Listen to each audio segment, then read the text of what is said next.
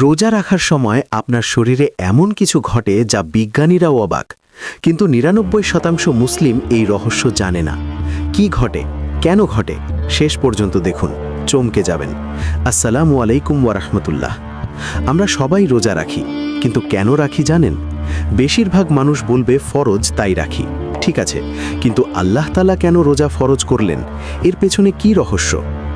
রাসূল সাল্লাল্লাহু আলাইহি ওয়াসাল্লাম বলেছেন, রোজাদারের মুখের গন্ধ আল্লাহর কাছে মিশকের চেয়েও প্রিয়। মানে ক্ষুধার্ত মুখের দুর্গন্ধ আল্লাহর কাছে সুগন্ধ। কেন? কারণ এটা তার ইবাদতের চিহ্ন। কিন্তু আসল রহস্য এখানে নয়। আসল রহস্য হলো, রোজা রাখলে আপনার শরীরের প্রতিটা কোষ পরিষ্কার হতে শুরু করে। হ্যাঁ, আপনার রক্ত পরিষ্কার হয়, মগজ পরিষ্কার হয়, পেট পরিষ্কার হয়। বিজ্ঞানীরা বলছে ১৬ ঘন্টা না খেয়ে থাকলে শরীর অটোফেজি প্রক্রিয়া শুরু করে।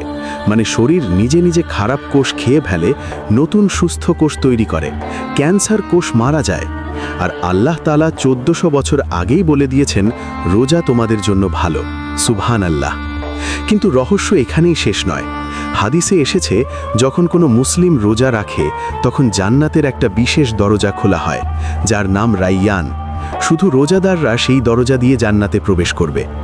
এছাড়া রোজার আরেকটি গোপন রহস্য, রোজা রাখলে শয়তান দুর্বল হয়ে যায়, কারণ শয়তান মানুষের রক্তে চলাচল করে, আর রোজা রাখলে রক্ত চলাচল কমে যায়, শয়তান আর ক্ষতি করতে পারে না। তাই রোজা শুধু ক্ষুধার্ত থাকা নয়, রোজা হলো শরীর ও মন পরিষ্কার করা, শয়তান থেকে বাঁচা এবং জান্নাতের বিশেষ দরজা পাওয়া। তো আপনি কি রমজানে পুরো ৩০টা রোজা রাখবেন? লাইক করুন, শেয়ার করুন এবং কমেন্টে প্রতিজ্ঞা করুন। আর আমাদের ইসলামিক 7 চ্যানেলটি সাবস্ক্রাইব করুন এবং বেল আইকন চাপুন।